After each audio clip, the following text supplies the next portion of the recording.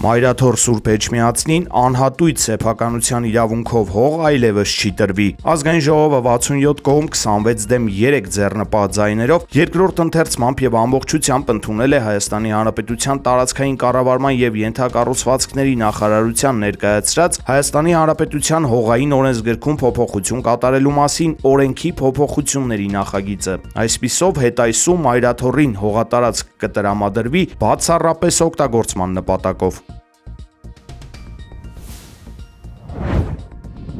Ավել պակաս կներեք։ Մի քանի օր առաջ քաղաքացիական պայմանագիր կուսակցությունը լքած Վլադիմիր Վարդանյանն ընտրվեց Սահմանադրական դատարանի դատավորի պաշտոնում։ Ազգային ժողովի պետաիրավական հարցերի մշտական հանձնաժողովի նախկին նախագահի գաղտնի քվեարկությանը մասնակցել է ՔՊ խմբակցության 67 падգամավոր, որոնք կողմ են քվեարկել։ Վլադիմիր Վարդանյանը նախորդ մոտավորապես 8 տարիներին ՔՊ կուսակցության անդամ է եղել եւ հենց այս հանգամանքն էլ քաղաքասարակության շրջանում լուրջ մտահոգություններ է առաջացրել։ Մասնավորապես մի քանի հասարակական կազմակերպություններ մինչև ընտրությունը կոչով դիմել են ազգային ժողովին ձեռնպահ մնալ Վլադիմիր Վարդանյանին ՍԴ դատավոր ընտրելուց։ Տարածված հաղորդագրության մեջ կազմակերպությունները հիշեցնում են, որ Սահմանադրական դատարանի դատավորի կուսակցական լինելու եւ քաղաքական գործունեությամբ զբաղվելու արգելքը ուղղակիորեն նախատեսված է Սահմանադրական դատարանի մասին Հայաստանի Հանրապետության Սահմանադրական օրենքով։ Թե Վլադիմիր Վարդանյանը վայր է դրել մանդատն ու դադարեցրել իր անդամակցությունը խորհրդարանական մեծամասնություն կազմող քաղաքական ուժին, այնուամենայնիվ նրա ավելի քան 7 տարի քաղաքական գործունեությամբ զբաղվելու եւ կուսակցական լինելու հանգամանքը առերևույթ կասկած է հարուցում նրա որպես Սահմանադրական դատարանի դատավոր անաչառ պաշտոնավարման հնարավորության վերաբերյալ։ Ավելին, անաչառ դիտորդի տեսանկյունից նման քաղաքական փոխկապակցվածության հանգամանքն ինքնին բացառում է նշված ռիսկերի կառավարման հնարավորությունը, ասված է 10 ՀԿ-ների տարածած հաղորդագրության մեջ։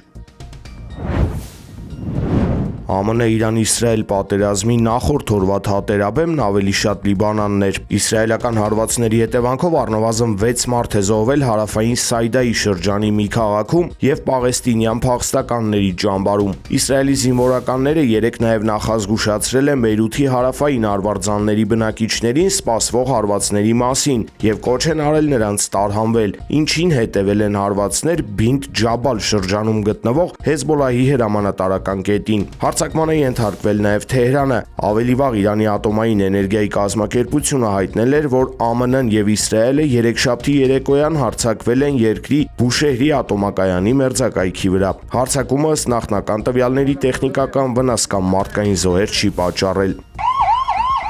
Իսլամական Հանրապետությունն էլ կրկին թիրախավորել է Իսրայելի կենտրոնական հատվածը։ Անօդաչու թռչող սարքը հարվածել է վառելիքի բաքին Քուվեյթի օդանավակայանում, ինչի արդյունքում հրդեհ է բռնկվել։ Իրանական անօդաչուն հարվածել է նաև իրաքյան Էրբիլում գտնվող հյուրանոցին։ Ըստ տեղեկությունների այնտեղ ԱՄՆ զինվորականներ են եղել։ Ոչ հիմա, ոչ էլ երբևէ։ Այսպիսին է իրանական Խաթամ Ալ-Անբիա կենտրոնական շտաբի խոսնակի մեկնաբանությունը Դոնալդ Թրամփի պնդումներին, թե խաղաղության հաստատման շուրջ բանակցությունները շարունակվում են։ Էբրահիմ Զոլֆաղարիի խոսքով ԱՄՆ նախագահը բանակցում է ինքն իր հետ։ Տեսաուղերձում փոխգնդապետը մերժել է ներկայիս վարչակազմի հետ գործարքի որևէ հեռանկար։ Մեր առաջին եւ վերջին խոսքը նույնն է եղել առաջին իսկ օրվանից, եւ այդպես էլ կմնա։ Մեզ նման մեկը երբեք համաձայնության չի գա ձեզ նման մեկի հետ, ասել է նա։ مورد اصابت قرار داده و منهدم کردن. Ավելի վաղ Թրամփը պնդել էր, թե իրանցի պաշտոնյաները խելամիտ են խոսում եւ շարունակում են ձգտել համաձայնության հասնելուն։ Մյուս կողմից էլ The Telegraph-ը հայտնում է, որ Իրանը չի բանակցի ԱՄՆ վարչակազմի Մերձավոր Արևելքի հարցերով բանագնաց Սթիվ Ուիթքոֆի եւ Թրամփի խորհրդական ուփեսա Ջարեդ Քուշների հետ, քանի որ փետրվարին նրանց հետ կայացած բանակցություններից ժամեր անց Թեհրանին ռազմական հարվածներ հասցվեցին։ Նույն աղբյուրը նաև պնդում է, որ Իրանի բանակցողները տեղեկացրել են Թրամփի վարչակազմին պատերազմը դադարեցնելու իրենց պահանջների մասին։ Իսլամական հեղափոխության պահապանների կորպուսը պահանջում է, որ Միացյալ Նահանգները փակի ծոցում գտնվող իր բոլոր ռազմաբազաները եւ փոխհատուցում վճարի հարձակումների համար։ Մյուս պահանջները ներառում են Իրանի հնարավորությունը վճարներ հավաքելու Հորմուզի նեղուցով անցնող նավերից, երաշխիքներ, որ պատերազմը չի վերսկսվի, ինչպես նաև Լիբանանում Հեզբոլլահի դեմ Իսրայելի գործողությունների դադարեցումը ունեցում, Իրանի նկատմամբ բոլոր պատժամիջոցների վերացում եւ որևէ սահմանափակման բացակայություն Իրանի հրթիռային ծրագրի նկատմամբ։ Ըստ աղբյուրի ԱՄՆ որոշ պաշտոնյաներ այս պահանջներն արդեն անընդունելի են համարել։ Well, look, I mean, the president has said this, I've said this. Հաղորդվում է նաև, որ եթե այս շաբաթվա վերջին Պակիստանի մայրաքաղաք Իսլամաբադում նոր քննարկումներ սկսվեն, ԱՄՆ գլխավոր բանագնացը կլինի փոխնախագահ Ջեյ Դի Վենսը։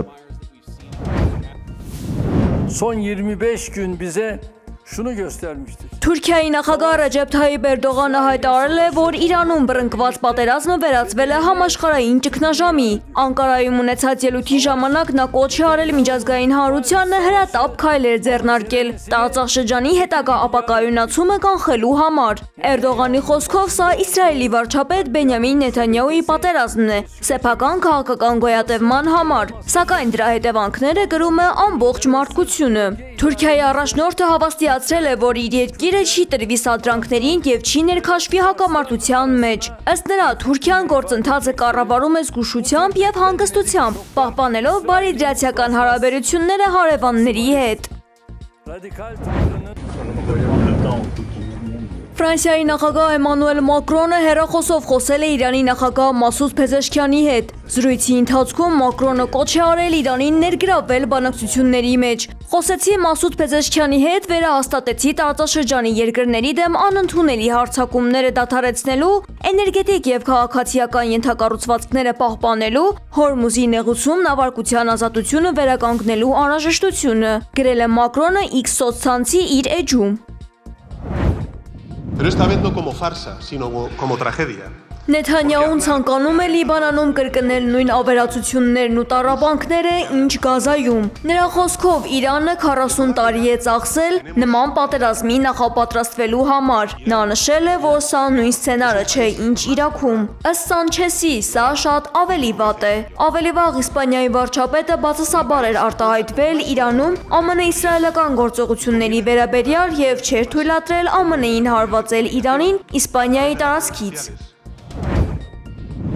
Նավթի գինը նվազել է ավելի քան 5%-ով այն բանից հետո, երբ ԱՄՆ նախագահ Դոնալդ Թրամփը Թեհրանին է ուղարկել բանակցության ծրագիրը։ Brent տեսակի հում նավթի գինը 1 բարելի դիմաց վերջին թարմացումներով կրկին $100-ից պակաս է եւ կազմում է 98.3 դոլար։ Ու թեև կողմերի միջև բանակցությունների հեռանկարներն արդեն իսկ դրական ազդեցություն են թողնում համաշխարհային տնտեսության վրա, հնչում են նաեւ հակասական հայտարարություններ։ Օրինակ Իսրայելի բանակն ասում է, որ Իրանում եւ Լիբանանում ծրագիրը մնում է անփոփոխ, անկախ բանակցություններից։ Մենք գործում ենք եւ կշարունակենք գործել ըստ անփոփոխ ծրագրի, վնասը խորացնելու եւ գոյաբանական սպառնալիքները վերացնելու համար, ասել է Իսրայելի բանակի խոսնակ Էֆի Դեֆրինը։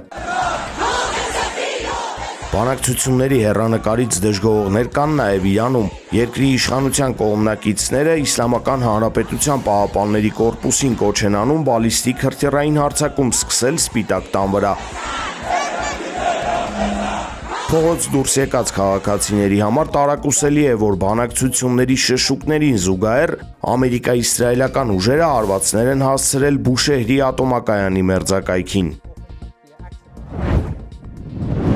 Իրանը ՄԱԿ-ի անվտանգության խորհրդին եւ միջազգային ծովային կազմակերպությանը հայտնել է, որ ոչ թշնամական նավերը կարող են անցնել Հորմուզի նեղուցով, եթե նրանք համագործակցեն իրանական իշխանությունների հետ, հայտնում է Reuters-ը։ Իրանի դեմ ամերիկա-իսրայելական պատերազմը գրեթե կանգնեցրել է նեղուցով համաշխարհային նավթի եւ հեղուկացված բնական գազի մոտ 1/5-ի փոխադրումները, առաջացնելով նավթի մատակարարման խափանումներ։ Իրանի արտգործնախարարության գրության մեջ մասնավորապես ասվում է, ոչ թշնամական նավերը ներառյալ այլ պետություններին պատկանող կամ նրանց հետ կապված նավերը կարող են օգտվել Հորմուզի նեղուցով անվտանգ անցումից իրանական իրավասու մարմինների հետ համագործակցությամբ, պայմանով, որ նրանք չեն մասնակցում եւ չեն աջակցում Իրանի դեմ ագրեսիվ գործողություններին եւ լիովին համապատասխանում են հայտարարված անվտանգության եւ ապահովության կանոնակարգերին, ասված է տեքստում։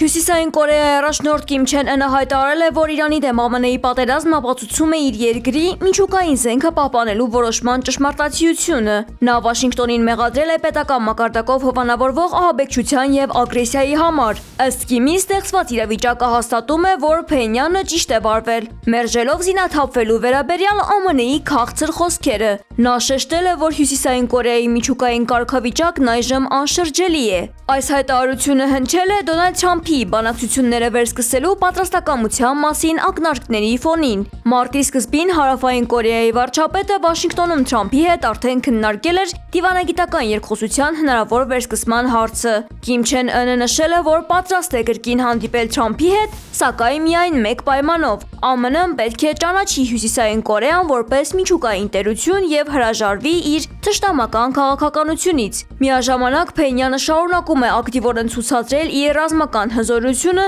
փորձարկելով նոր թևավոր հրթիռներ եւ միջուկային հրթիռային համակարգեր։